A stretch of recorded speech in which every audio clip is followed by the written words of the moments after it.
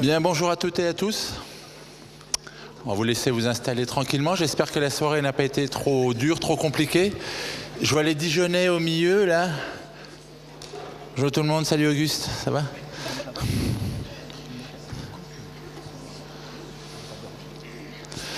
Alors on va faire comme hier, il ne faut pas hésiter à poser des questions, hein, c'est très pratico-pratique et en tout cas les topos lors de cette session seront très pratico-pratiques avec quand même de l'innovation hein, dans le cadre de la surveillance des patients qui sont en réanimation, notamment ceux et celles qui sont curarisés. Donc avec des dispositifs innovants, vous n'avez peut-être pas, en tout cas dans votre service, vous connaissez peut-être. Allez-y, installez-vous tranquillement. Ça fait monter un petit peu la pression et la tension pour les orateurs et oratrices. C'est toujours intéressant. Il faut toujours un petit peu de suspense. Alors moi, je suis accompagné par Laurent Fèvre, hein, vous l'avez vu hier, qui est à la fois infirmier et coordonnateur technique. Un des postes qui a été créé en France, d'ailleurs, il y a maintenant quelques années, qui est assez innovant. On l'avait poussé pour la création de ces postes au niveau national, notamment par le biais du CNP. Voilà, donc il y a des fiches de poste qui existent, hein, il faut une volonté locale, il faut une volonté de la direction des soins, et c'est des postes qui permettent à la fois de gérer toute la partie technique, interface avec les partenaires industriels, et vous savez qu'on en a quand même beaucoup en réanimation, et le suivi de toutes ces techniques, et surtout la partie formation. Et puis comme vous avez vu hier, hein, ce qui a été présenté, à la fois la partie simulation, puisque c'est assez innovant quand même d'avoir un centre de simulation dans son service, hein, pour l'avoir visité quelques fois. Donc ça fait vraiment de la formation in situ et ça permet de tester, alors ça c'est assez innovant avec une boîte, notamment l'UTBM, hein, qui est une université de technologie qui permet d'innover sur des pratiques qui sont assez uniques en France d'ailleurs, qui sont à moindre coût, c'est aussi important. Et qui permettent une formation, j'allais dire, directement au plus proche du malade, et notamment des soignants et des équipes médicales et paramédicales. Allez-y, installez-vous tranquillement. On va commencer cette session. Alors, je vais appeler Madame Christina Théron, qui travaille en médecine intensive réanimation dans le service. Voilà, vous pouvez déjà l'applaudir. Hein. Voilà, si vous voulez lui mettre un peu la pression, qui est probablement la plus espiègle des infirmières que je connais, pourtant j'en connais comme un certain nombre. Ouais, c'est un bon qualificatif, hein, espiègle. Donc merci bien Christina, qui est très impliquée. Christina, comme beaucoup d'ailleurs dans le service de médecine intensive réanimation, et notamment celles et ceux qui sont actuellement présents. Et Rossé, je le salue, hein, qui a fait une présentation hier sur la partie kinésithérapie, donc qui va vous présenter des outils de monitoring, notamment chez les patients curarisés. On a toujours l'impression effectivement qu'on peut utiliser les échelles habituelles, et Christina vous démontrera effectivement qu'à la fois on ne peut pas, et puis qu'on a d'autres alternatives. Ouais, Christina, si tu es prête, hein, c'est quand tu veux, tranquillement, posément. Voilà, et puis on se laissera suffisamment de temps après pour échanger, poser des questions. Et, voilà. Et puis il y a Ali qui est là, qui représente la société IDEMED, qui y aide, qui pourra aussi répondre aux questions. Merci beaucoup Christina de ta présence. Merci chef pour cette présentation. Donc Christina Théron, je suis infirmière dans le service de médecine intensive réanimation au CHU. Donc aujourd'hui, je vais vous présenter les outils de surveillance d'un patient curarisé en réanimation.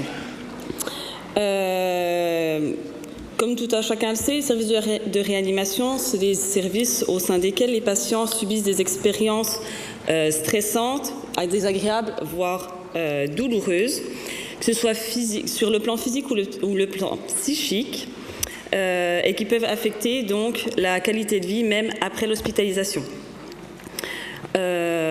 Voilà, c'était une petite intro, mais qui avait déjà bien été rappelée hier.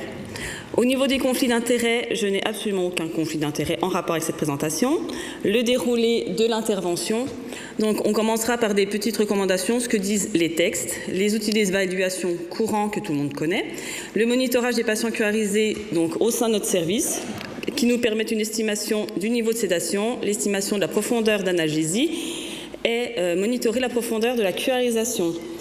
Ensuite, ce sera vraiment le côté pratico-pratique de notre service, une petite conclusion et des questions si vous en avez. Tout d'abord, qui surveille ces patients en réanimation? Normalement, tout le monde devrait lever la main. C'est quelque chose qu'on est censé faire couramment, tous les jours, plusieurs fois par jour. Que dit donc les textes? Il y a quand même les deux grandes sociétés savantes de réanimation qui, dans une conférence de consensus commune sur la sédation analgésie en réanimation, qui ont quand même dit que la sédation et l'analgésie devaient être évaluées, qu'il devait y avoir des besoins vraiment définis, qui devaient être en adéquation, donc du coup, qu'il devait vraiment y avoir une adéquation entre entre le traitement instauré du coup et la réponse attendue. Ça devait être évalué régulièrement. Ils disent aussi que donc les traitements doivent être titrés, qu'il doit y avoir des objectifs définis avec des procédures de service ça doit être évalué par rapport aux besoins, réévalué régulièrement avec des outils simples, des résultats reproductibles, poursuivi au cours de la curarisation. Ça doit être fait au lit du patient par le médecin et surtout l'infirmière, afin d'éviter donc l'anxiété et l'agitation, éviter les sédations inefficaces, éviter l'inconfort du patient et surtout ce qui nous intéresse quand même beaucoup en réanimation, c'est adapter nos patients et le ventilateur. Donc les outils d'évaluation, les outils qui sont quand même très courants. Au niveau de la sédation, on a l'échelle de Ramsay. On a surtout le RAS qui fait partie quand même des recommandations internationales, donc que tout le monde normalement utilise, enfin la majorité des personnes. Ça c'est le côté sédation. Côté analgésie, on a deux versants. On a les versants des patients qui sont avec lesquels on peut communiquer, avec toutes les échelles, les fameux des 0 à 10, vous avez mal comment. Et puis les patients non communicants, les patients qui ne sont pas forcément intubés, sur lesquels on peut faire donc le DOLO+. Et puis avec les patients intubés, on a souvent recours donc au BPS. Ça c'est très bien, mais il faut pouvoir avoir une certaine interaction avec le patient, avoir une réponse, que ce soit verbale ou physique, sauf qu'avec les patients curarisés, cette interaction n'est pas possible. Voilà, donc du coup, est-ce que des personnes utilisent d'autres moyens de surveillance au sein de leur service? Les Dijonais, vous êtes censés tous lever la main. Donc la curarisation, donc, elle rend impossible nos évaluations habituelles. Donc en réanimation, nous, voilà comment se présente à nos patients. On le connaît tous, le patient il est allongé dans son lit, il est scopé, il est relié au respirateur. Et nous, on rajoute quelques petites électrodes, donc un bis, de quoi faire un algiscan, et puis donc de quoi faire également un TOF. Ali reviendra sur cette photo, je pense. Voilà, et donc je vais vous développer ces trois techniques. Au niveau de l'estimation de la sédation, on utilise, nous, donc, l'index bispectral, pardon, c'est pas simple à dire, de l'électroencéphalogramme, donc plus communément appelé le BIS. C'est un monitoring qui est bien connu, surtout des blocs opératoires. Voilà, donc il s'agit en fait d'un paramètre complexe calculé à partir de l'électroencéphalogramme spontané du patient, qui permet en fait d'avoir l'estimation du niveau de sédation. Voilà, et donc qui permet de guider la perfusion des produits anesthésiques. On a un objectif qui doit être avec un BIS entre 40 et 60 afin d'éviter les mémorisations, des soins désagréables, de mettre au repos l'activité cérébrale, de diminuer le stress, d'aider à l'adaptation du ventilateur. Et puis donc, ce BIS est réalisé en continu, voilà, ce qui nous permet vraiment d'adapter nos doses tout au long de la journée. Comment ça se passe? C'est très simple. Des électrodes qu'on appose sur la tempe et sur le front du patient, qui est relié donc à un convertisseur amplificateur qui lui-même est relié à notre scope. On a le résultat, donc c'est ce que j'ai entouré en rouge, donc qui a un BIS à 53, et il remonte automatiquement dans notre dossier patient. Voilà, comme ça on peut vraiment voir l'évolution au cours de la journée. Et après, on adapte nos doses de sédation par rapport aux objectifs voulus. Ça, je le développerai un petit peu plus tard pour vous montrer. Pourquoi on monitore donc du coup notre sédation? Comme je l'ai dit, pour avoir la dose nécessaire et suffisante à la sédation voulue, mais surtout éviter donc les surdosages avec des risques d'hypotension, de bradycardie, la surconsommation, un retard de réveil, un allongement de la durée de ventilation avec toutes les complications que ça peut engendrer, et donc, de ce fait, un allongement de la durée d'hospitalisation. C'est également pour éviter donc, les sous-dosages avec le maintien de la conscience, la mémorisation des soins désagréables ou voire même douloureux, les syndromes de stress post-traumatique, on a eu des très bons topos hier, et une réaction aux stimuli douloureux et stressants qui peuvent emmener quand même de l'hypertension, des bronchospasmes et de la tachycardie. J'en ai fini avec donc, la sédation. On va passer un peu sur l'estimation de l'analgésie et voir un petit peu ce que l'on fait. Donc, pour monitorer notre analgésie, on utilise le réflexe de dilatation pupillaire, donc le RDP. Cette dilatation pupillaire nous permet d'avoir un PPI. Alors, je suis désolée pour mon anglais. Pupillary Pain Index. Voilà, donc il est calculé par rapport à la dilatation de la pupille. La dilatation de la pupille, c'est vraiment particulier pour la nociception du patient qui est sous anesthésie générale ou en sédation profonde. C'est vraiment spécifique, contrairement à l'hypertension, à la tachycardie, voire la sueur. On peut penser que les patients sont douloureux quand on a ces trois signes-là, sauf que un patient qui a 40, il peut très bien avoir également ces trois signes-là, pour autant il n'a pas forcément mal. Donc c'est pour ça, donc en fait le réflexe de dilatation de la pupille permet donc de prédire la réaction aux stimuli nociceptifs, de mesurer la profondeur de l'analgésie, de titrer donc du coup de façon individuelle les morphiniques et de réduire la consommation d'analgésiques. L'objectif, on veut un PPI entre 4 et 6, donc ni trop faible et ni trop élevé pour avoir une analgésie modérée. En pratique, on appose donc les électrodes de la G-scan, donc soit au niveau du thorax, soit au niveau de l'omoplate, quand les patients sont en DV, ça se fait aussi, soit au niveau de l'avant-bras, mais vraiment le plat de l'avant-bras. Faut quand même bien retenir que la G-scan, en fait, il stimule, c'est une stimulation infranociceptive d'un dermatome, c'est pas un nerf, c'est pas un muscle, donc on le pose vraiment sur la peau. Après, donc, on prend notre appareil, qui a un œilleton qui est lavable, ça c'est pratique, il faut le savoir. On la pose au niveau de l'œil du patient qu'on maintient ouvert.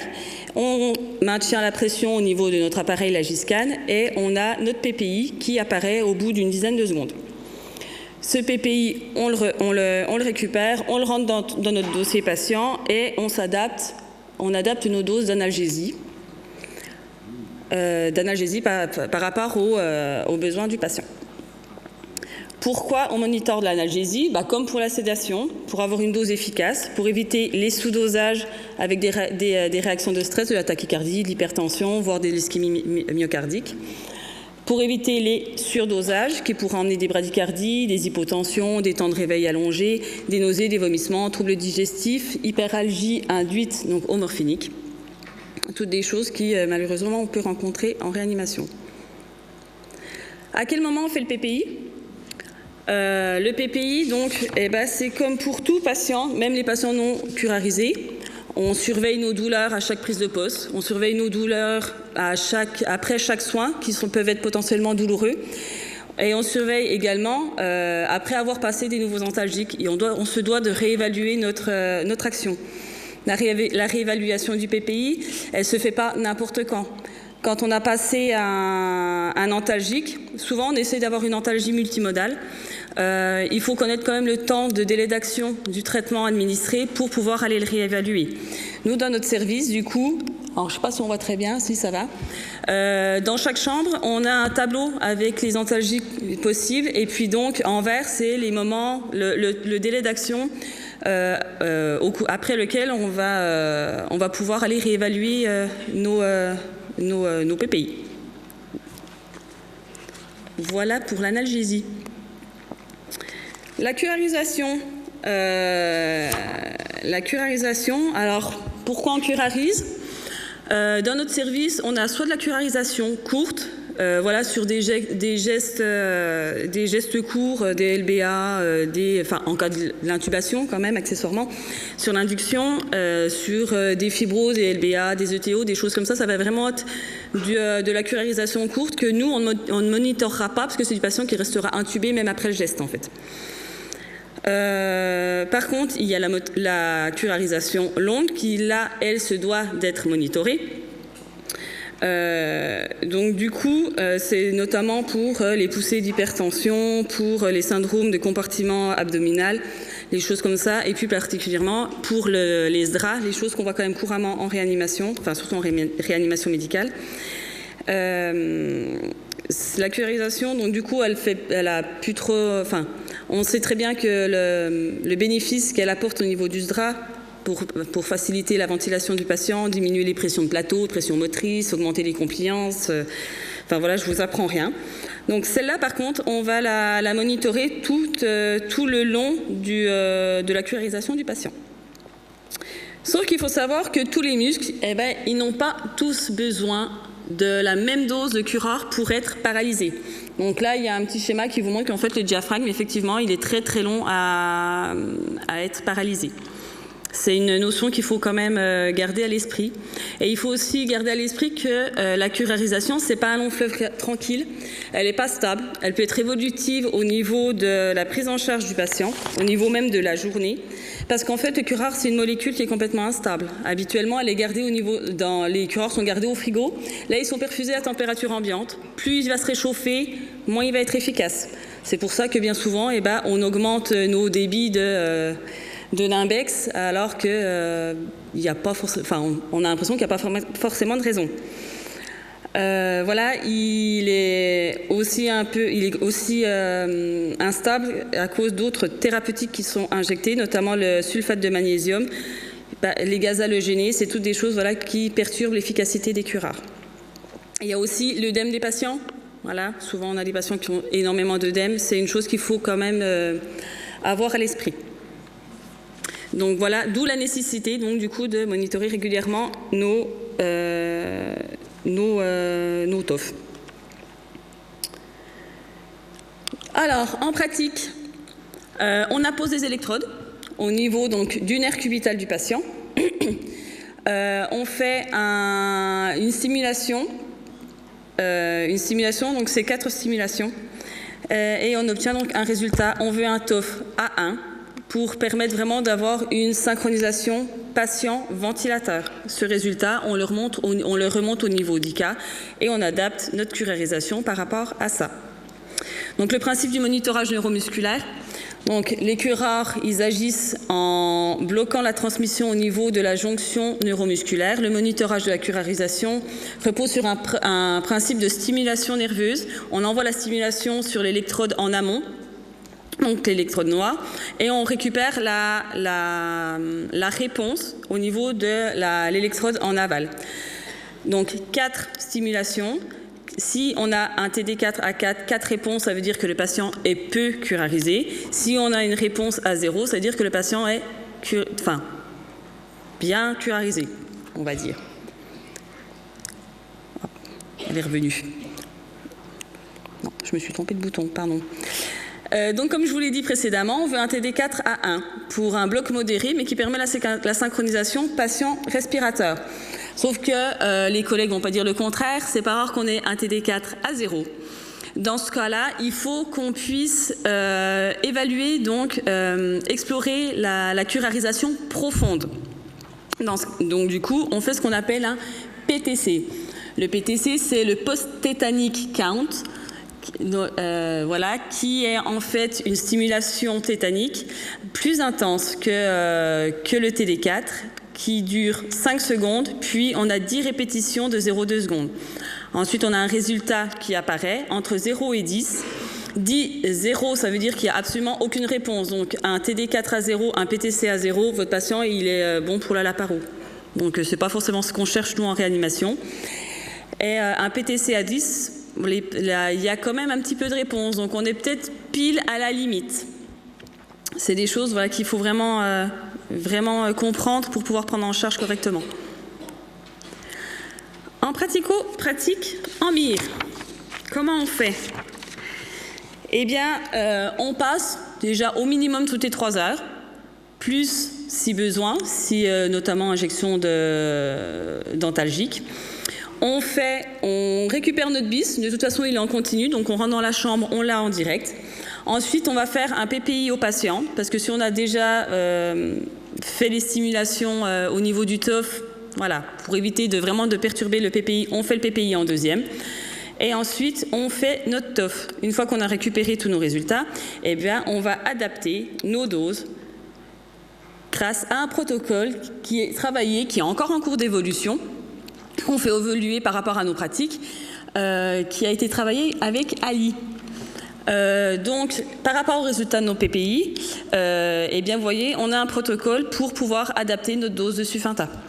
Moi, personnellement, le PPI me sert plus à sevrer mon Sufinta qu'à l'augmenter, puisqu'on a possibilité de faire de l'antalgie multimodale.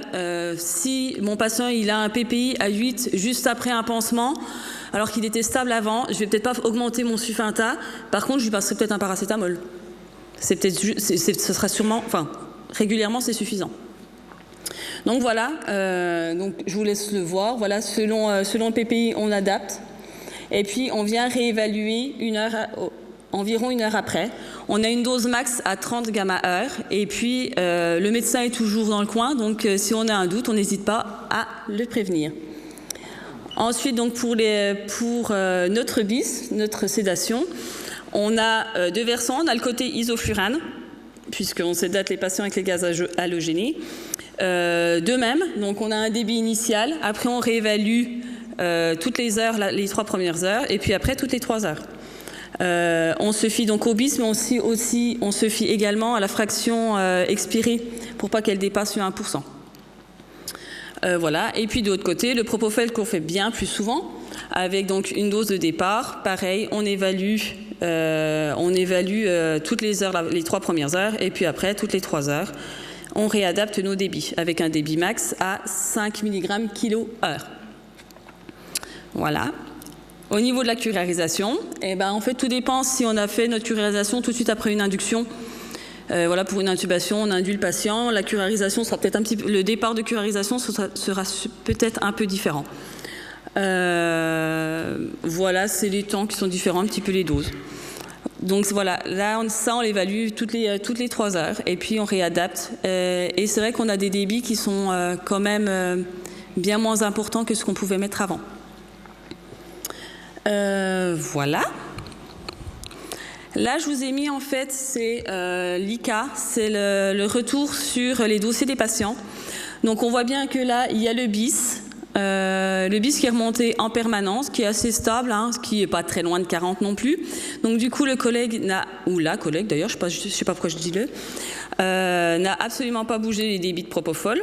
Ensuite, on a le BIS, le PPI qui est assez stable. Il y a des petites montées à 6. Voilà, le collègue n'a pas, s'il a dû bouger un petit peu son Sufinta, il l'a diminué quand le BIS est descendu à 3. Par contre, à 11h, on fait quand même pas mal de soins, des pansements, des choses comme ça. Le BIS a commencé à remonter, le PPI a commencé à remonter.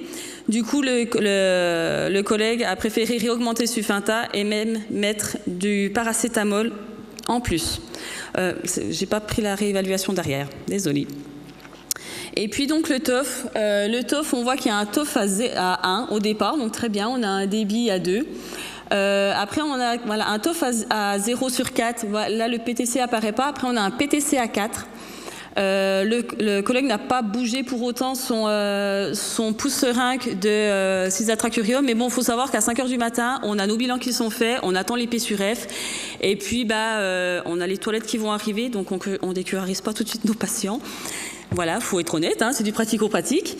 Et puis on attend les consignes des médecins de débit de cisatracurium, c'est pas des doses exorbitantes, donc on attend pour. Et d'ailleurs, vous voyez bien qu'à 8h du matin, le cisatra il a été stoppé, donc sûrement après la toilette. Là, je vous ai mis en rapport, en lien, donc le BIS est vraiment une modification de dose. Là, on voit que le BIS, il était souvent au niveau de 35, voire même 33. Donc le propofol a été diminué de 20 mg/h. Et puis on voit tranquillement le BIS qui commence à réaugmenter. Ensuite le PPI, pareil, le PPI, on a des PPI à 1, donc bas. Le Sufinta était à 1,5, le collègue a commencé à diminuer, pareil, le Sufinta, donc à 1 ml/h, donc 5 gamma-heure. Et donc, on voit le PPI, pareil, qui commence à réaugmenter. Le TOF, même chose, des TOF à 1, donc il essaie. Après TOF à 0, avec un PTC à 0, eh bien, on a commencé à diminuer également le curare, donc avec une dose à 2 mg/h. Voilà. Il faut quand même savoir que c'est juste des aides de prise en charge. Pour rendre l'infirmière autonome, personnaliser la prise en charge des patients, les analgésies, les curarisations. Mais il faut qu'on garde notre sens critique, notre sens clinique, notre sens d'analyse. Par exemple, un patient qui a un BIS, donc, comme je l'ai marqué, à 45, un PPI à 6, un TD4 à 0, mais un PCT à 7. Est-ce que je descends mon curare? Pas sûr. À voir, à essayer. Par contre, il faut garder l'œil sur le patient. S'il commence à se désynchroniser du respirateur, faut pas hésiter à remonter son curare et puis à prévenir le médecin. Voilà. Oh, je me suis encore trompée de bouton.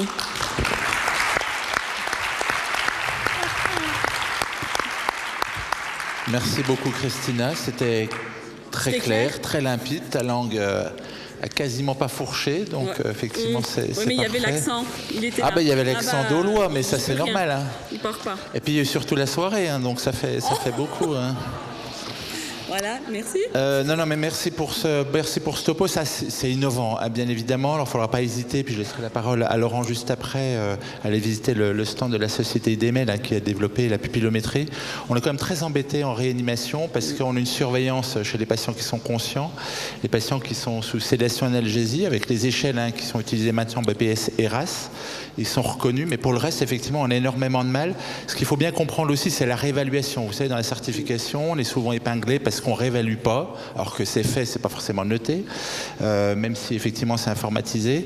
Donc c'est surtout la réévaluation et puis les médicaments, la cinétique ou la pharmacocinétique des médicaments, l'efficacité des médicaments et la durée d'action des médicaments. Et surtout pas mettre tous les médicaments en même temps. On voit le perfalgan, ça a peut-être peu d'effet chez un malade en réanimation, mais quand ils ont du sulfate plus perfalgan, ça a un effet très important. Ça potentialise hein, avec les 3 niveaux qui ont été mis. Donc nous, on a cette plaquette dans la chambre, et ce qui permet de voir les délais d'action pour éviter de faire plusieurs sédatifs l'un après l'autre. Ça n'a pas beaucoup d'intérêt si on n'attend pas la durée maximale. Et puis le temps pendant lequel, effectivement, on a l'efficacité maximale. Donc ça, c'est probablement un petit peu nouveau pour vous. C'était aussi nouveau pour nous dans l'utilisation. On était des gros prescripteurs dentalgiques. L'idée, in fine, c'est quand même d'arrêter de curariser les malades, en tout cas au maximum.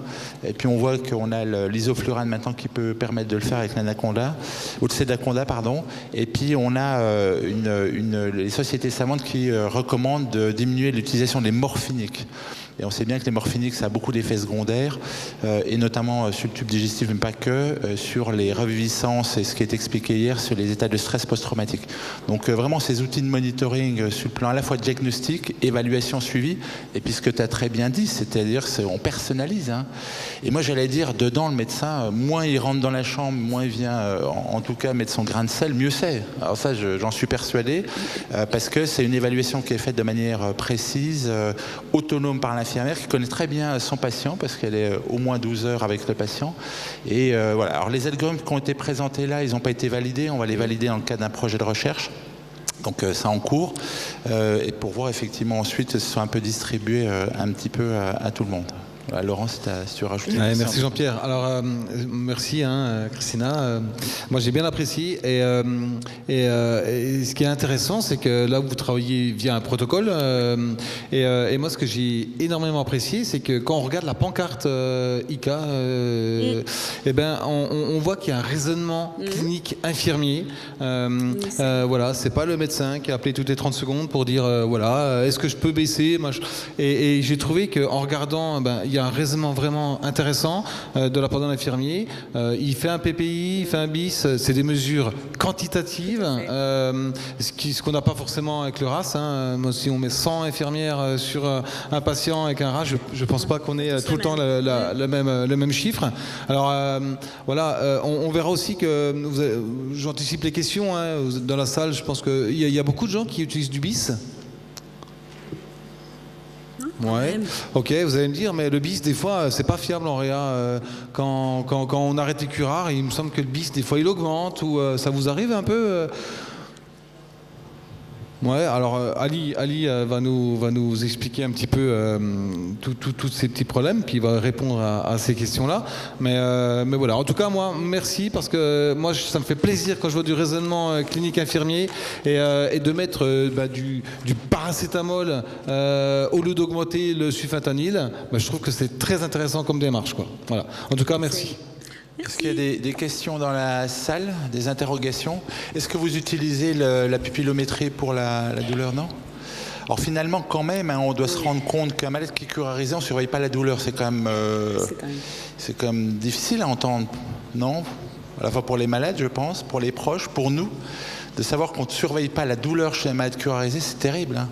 Alors comment vous faites, comment vous faites pour surveiller la douleur, la nociception d'un patient curarisé dans vos services? Vous surveillez la fréquence cardiaque qui augmente lors d'un geste, une aspiration ou une toilette par exemple? Comment vous faites? Vous faites du BPS? Ouais, alors vous savez que faire un BPS sur un patient curarisé, ça n'a aucune valeur. Hein.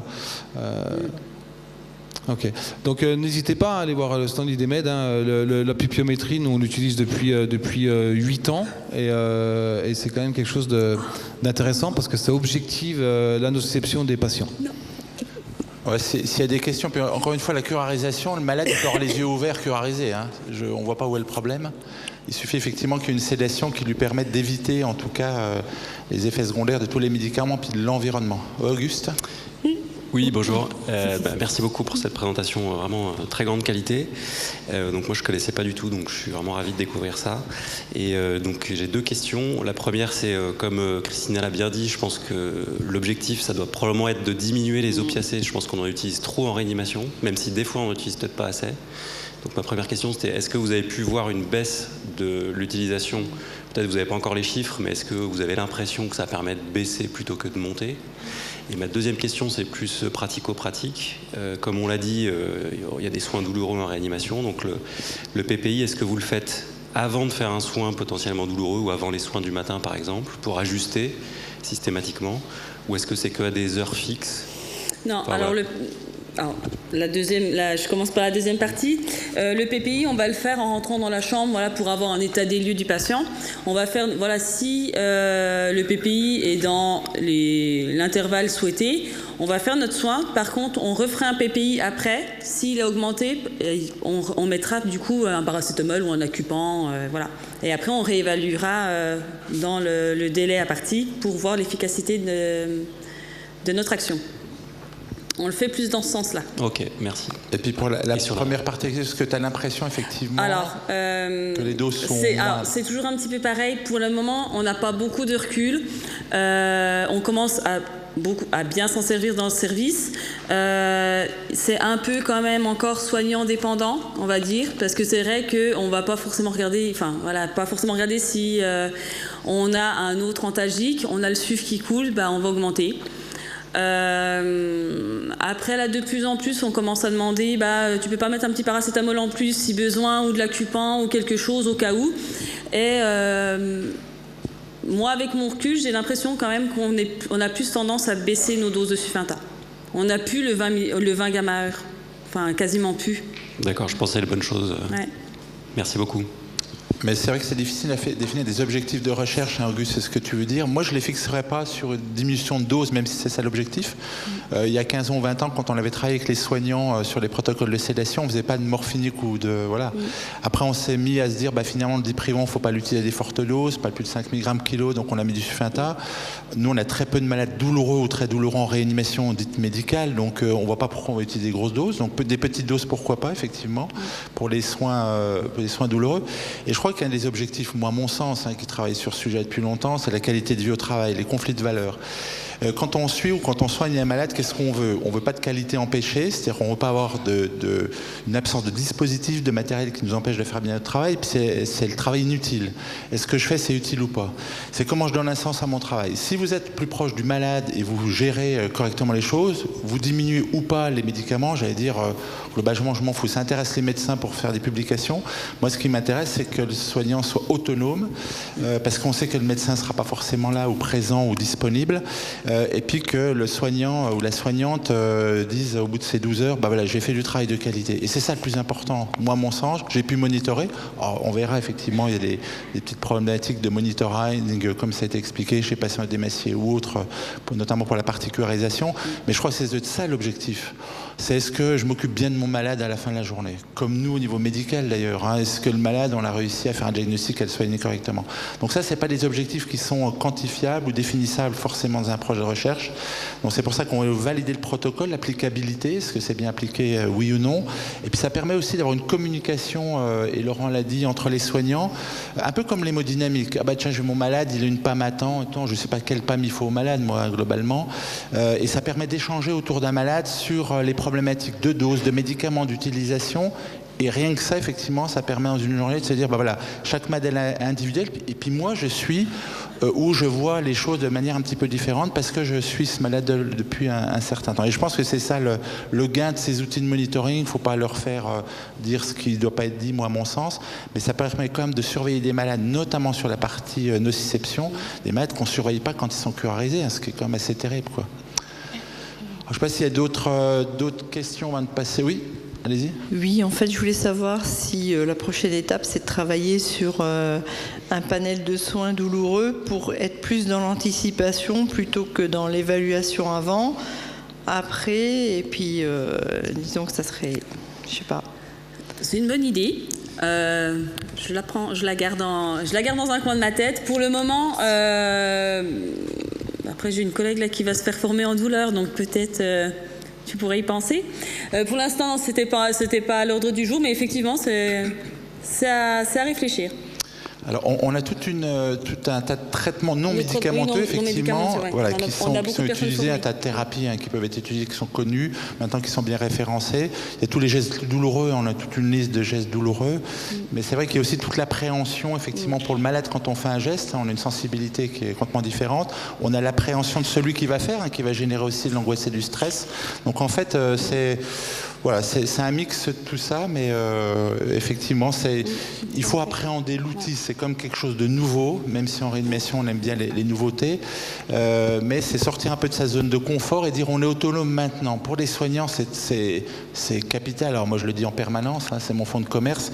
Il faut s'autonomiser. Je parlais des combattants hier. Vous êtes les combattants du futur. Et donc, il faut s'autonomiser. Et on doit vous rendre autonome. Voilà. Moi, j'accepte pas que les médecins disent on fait comme ça, on fait ci, on fait ça. Ça, c'est pas possible. Parce que de toute façon, ils ne seront pas au lit du malade pour savoir ce qui se passe. Tu es d'accord, Christina? Ouais. On se voit peu, hein, d'ailleurs. Hein. C'est vrai. Et puis les malades vont très bien, d'ailleurs. Hein. C'est pas plus mal. On va peut-être passer au topo suivant. Merci, un grand merci. On peut encore applaudir Christina, bien évidemment. Hein.